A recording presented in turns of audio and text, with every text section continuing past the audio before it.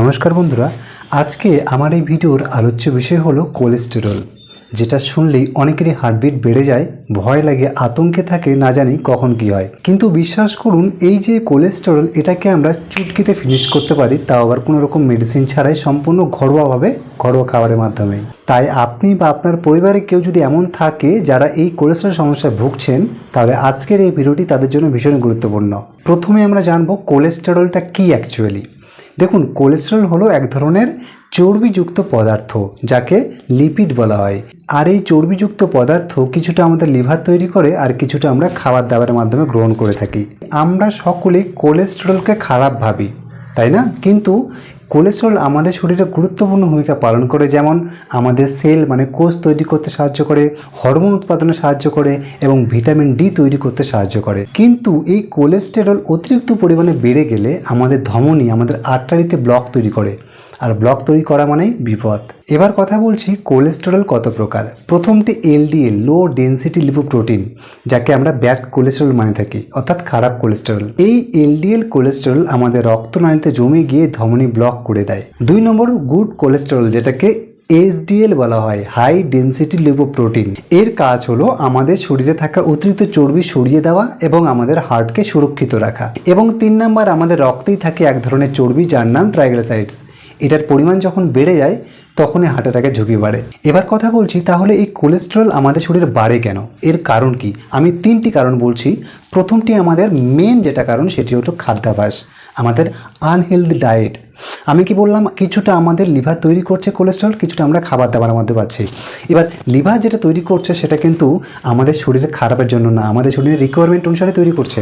কিন্তু খারাপ যেটা করছে সেটা আমাদের খাদ্যাভ্যাস, যেমন স্যাচুরেটেড ফ্যাটযুক্ত খাবার, ডুবো তেলে ভাজা খাবার, স্ন্যাক্স, চিপস, পিৎজা, বার্গার, এইসব খাবার, এবং রেড মিট জাতীয় খাবার, যেমন গরুর মাংস, খাসির মাংস, ভেড়ার মাংস, শূকরের মাংস।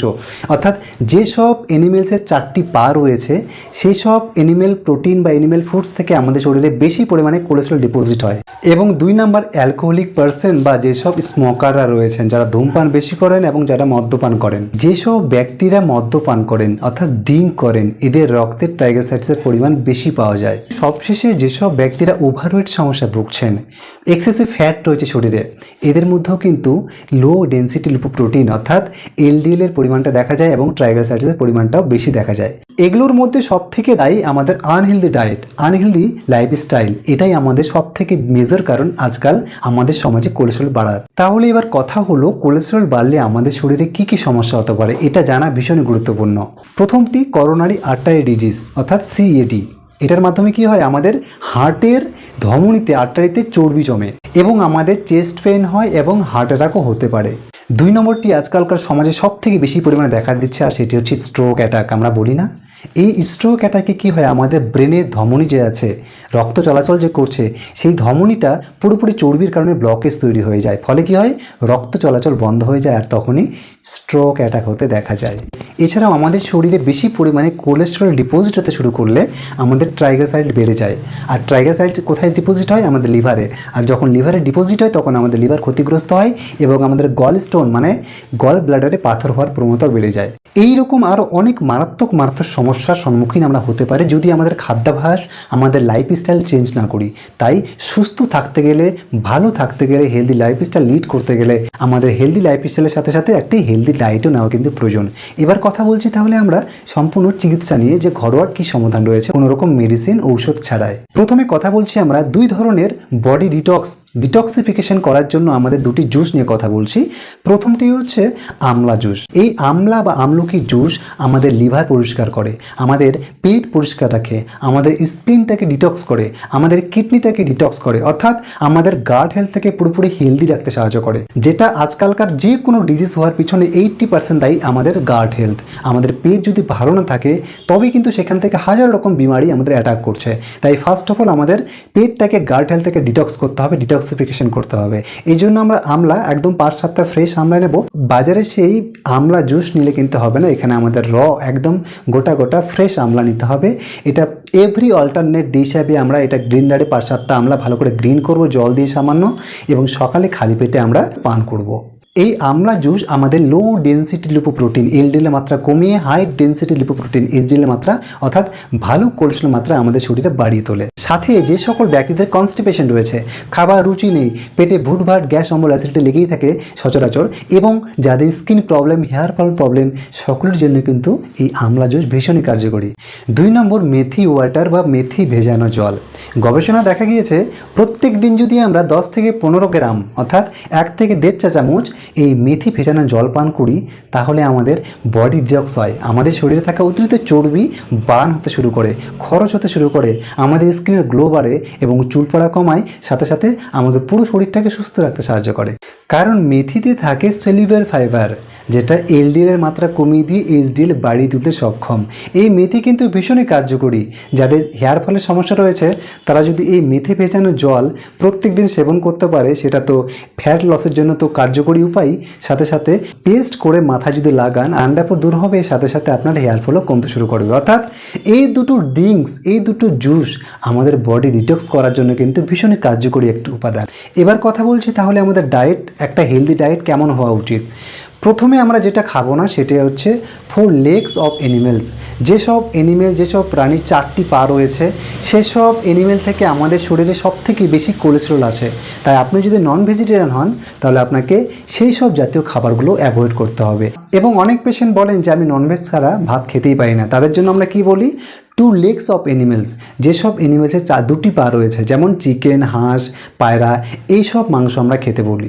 যদিও মাংস অ্যাভয়েড যত করতে পারবেন, ননভেজ যত অ্যাভয়েড করতে পারবেন, আপনার হেলথ ততই ভালো থাকবে, আপনার কোলেস্টেরল তত তাড়াতাড়ি হিল হতে শুরু করবে। তাই মনে রাখবেন 4 পায়া মাংস থেকে দূরে থাকুন, আর যদি খেতেই হয় 2 পায়া মাংস খান, কিন্তু কমপ্লিটলি অ্যাভয়েড করাটা শরীরের জন্য সবথেকে বেশি বেনিফিশিয়াল।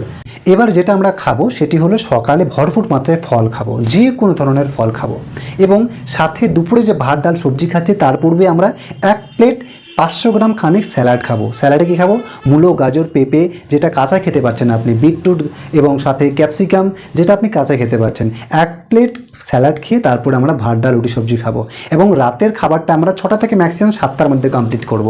মনে রাখবেন রাতের খাবার, লেট নাইট খাবার মানে আমাদের শরীরে টক্সিন ডিপোজিট হওয়া, সেখান থেকে ক্যান্সার সেল বৃদ্ধি পাওয়া, সেখান থেকে টিউমার সেল বৃদ্ধি পাওয়া, সেখান থেকে আমাদের শরীরে গাঢ় তৈরি হওয়া, সেখান থেকে অন্যান্য ইনফ্লামেশন আমাদের শরীরে বাড়তে থাকা। তাই সন্ধ্যে 6টা থেকে 7টার মধ্যে আমাদের খাবারটা কমপ্লিট করতে হবে। খাবারে কি খাবো, সেম অ্যাজ লাঞ্চ, দুপুরে যেটা খেয়েছিলাম একদম সিম্পল ডায়েট, স্যালাড খান, তারপরে ভাত ডাল রুটি সবজি যেটা আপনি খাচ্ছেন সেটা খান, ব্যাস। এবং 7 থেকে 10 দিনের জন্য আপনি কমপ্লিটলি ডেইরি প্রোডাক্ট যেমন দুধ, দই, মাখন, ঘি, পনির এগুলো অ্যাভয়েড করুন। মাছ, মাংস, ডিম এগুলো অ্যাভয়েড করুন। ডুবো তেলে ভাজা খাবার, চিপস, স্ন্যাক্স, বার্গার আর যেসব খাচ্ছেন আপনি বাইরে, এগুলো থেকে কমপ্লিটলি দূরে থাকুন কিছুদিনের জন্য। কারণ আমি কি বললাম, আমাদের লিভার কোলেস্টেরল তৈরি করছে কিছুটা আমরা খাবার দাবার মধ্যে নিচ্ছি। লিভার তৈরি করছে নিজের শরীরের প্রয়োজনের জন্য, আর আমরা খাবার থেকে যেটা নিচ্ছি সেটা আমাদের শরীরে কোলেস্টেরল বাড়িয়ে তুলছে। মনে রাখবেন 300-র উপরে যদি কোলেস্টেরল না যায়, 300-র উপরে কোলেস্টেরল যদি না যায়, টোটাল কোলেস্টেরলের কথা বলছি, তাহলে তখন পর্যন্ত কোনো রকম ঝুঁকিপূর্ণর কোনো কারণ নেই। 300-র উপরে গেলে তারপর আপনাকে ট্রিটমেন্ট করা উচিত, কিন্তু অ্যালোপ্যাথি ট্রিটমেন্ট নয়। আমি যেটা বললাম এটা, কারণ অ্যালোপ্যাথি যখন ট্রিটমেন্ট করবেন আপনি, তখন ওষুধের সাথে সাথে আপনাকে এই খাবারগুলো অ্যাভয়েড করতেই হবে, কারণ এগুলো হচ্ছে মেন দায়ী। আপনি যদি ওষুধও খাচ্ছেন আবার এইসব খাবারও খাচ্ছেন, কোনো কাজ করবে না। তাই আগে নিজের হেলথ ঠিক করুন, আপনার হেলদি ডায়েটটা ঠিক করুন, হেলদি লাইফস্টাইল করুন। প্রত্যেক দিন সকালে একটু হাঁটাচলা করুন, একটু করে ব্যায়াম করুন, বেশি পরিমাণে জল পান করুন, দিনে বা 2 দিনে বা 3 দিনে একটা করে ডাবের জল খাওয়ার চেষ্টা করুন। এরকমভাবে চললেই কিন্তু আমরা এই মারণভেদী রোগ থেকে, একটা সাইলেন্ট কিলার ডিজিজ থেকে সম্পূর্ণরূপে মুক্তি পেতে পারি। মোট কথা হলো, সুস্থ থাকতে গেলে একদিকে হেলদি লাইফস্টাইল, অপরদিকে হেলদি ডায়েট, এই দুটোই হচ্ছে সুস্থ থাকার, হেলদি লাইফস্টাইল লিড করার মূল মন্ত্র। এটাকে যে অ্যাকসেপ্ট করতে পারবে, এটাকে যে মেনে চলতে পারবে, সে সুস্থ থাকবে, আর বাকিরা সারা জীবন সেই মেডিসিন খেতেই থাকবে। এবার কথা বলছি, যে সকল ব্যক্তিরা আমাদের কাছ থেকে চিকিৎসা পেতে চান তারা কি করবেন, নিচে যে নাম্বার দেখছেন 8250084169, এই নাম্বারে আপনারা হোয়াটসঅ্যাপ করবেন, কল কিন্তু করবেন না। হোয়াটসঅ্যাপে মেসেজ করে আপনি আপনার সমস্যার কথা জানাবেন, রিপোর্টস পাঠাবেন। আমার যদি মনে হয় যে হ্যাঁ আপনার সাথে কথা বলাটা প্রয়োজন, তবে আপনাকে কথা বলার জন্য একটা সময় দেবো, সেই সময় ফোন করবেন। আমরা তারপর কি করি, আপনার কেসটাকে পুরোপুরি স্টাডি করার পর এমন একটা ফর্ম পাঠাই। হ্যাঁ, এই ফর্মে আপনার নাম, ডিটেলস, আপনার ডিজিজ কি, আপনার কি সমস্যায় ভুগছেন, আপনার ডায়াবেটিস আছে না, কিডনি সমস্যা আছে না, ডায়ালিসিস হচ্ছে না, আপনার ক্যান্সার পেশেন্ট না, হাই ব্লাড প্রেশার পেশেন্ট না, থাইরয়েড পেশেন্ট না, হোয়াট এভার, যে কোনো রকম ক্রনিক ডিজিজ যেটা আপনি বিভিন্ন হসপিটালে ট্রিটমেন্ট করিয়েছেন ঠিক হচ্ছে না এবং দীর্ঘদিন যাবত মেডিসিন খাচ্ছেন, তবেই আপনি মেসেজ করবেন কিন্তু, ঠিক আছে? ওই সাধারণ ছোটো মোটো ব্যথা, জ্বর, সর্দি, কাশির জন্য ফোন করবেন না বা মেসেজও করবেন না। আপনার ক্রনিক সমস্যা যেটা আপনার ঠিক হচ্ছে না সেটার জন্য মেসেজ করবেন। যখন আপনি এই ফর্মটা আমাদেরকে পাঠাবেন তখন আপনাদের সাথে একটা ভিওপিডি হবে, ভার্চুয়াল ওপিডি হয় আমাদের একটা ভিডিও কলিংয়ের মাধ্যমে, যেটা আমাদের ডাইরেক্ট হেডকোয়ার্টারের সাথে এবং আমি এবং আপনি তিনজনে মিলে একটা ভিডিও কলিং হবে। সেখানে আপনার সাথে ডিরেক্ট কথা হবে, কথা বলার পরে আপনাকে একটা ডায়েট চার্ট দেওয়া হবে, আপনার ট্রিটমেন্ট চার্ট দেওয়া হবে, সেটা আপনাকে ফলো করতে হবে। এরকমভাবে আমরা দূর দূর পেশেন্টদের সাথে কিন্তু ট্রিটমেন্ট প্রোভাইড করে থাকি। মনে রাখবেন, আমরা চিকিৎসা করি ন্যাচুরোপ্যাথিতে। যখন অ্যালোপ্যাথি, হোমিওপ্যাথি, আয়ুর্বেদিক মাথা নত করে, সেখানে ন্যাচুরোপ্যাথি মাথা উঁচু করে দাঁড়িয়ে থাকতে সক্ষম হয়। তো যাই হোক, আজকের ভিডিওটা আমি এখানে শেষ করলাম। দেখা হচ্ছে পরের ভিডিওতে। সকলে সুস্থ সবল থাকুন, ভালো থাকবেন। নমস্কার।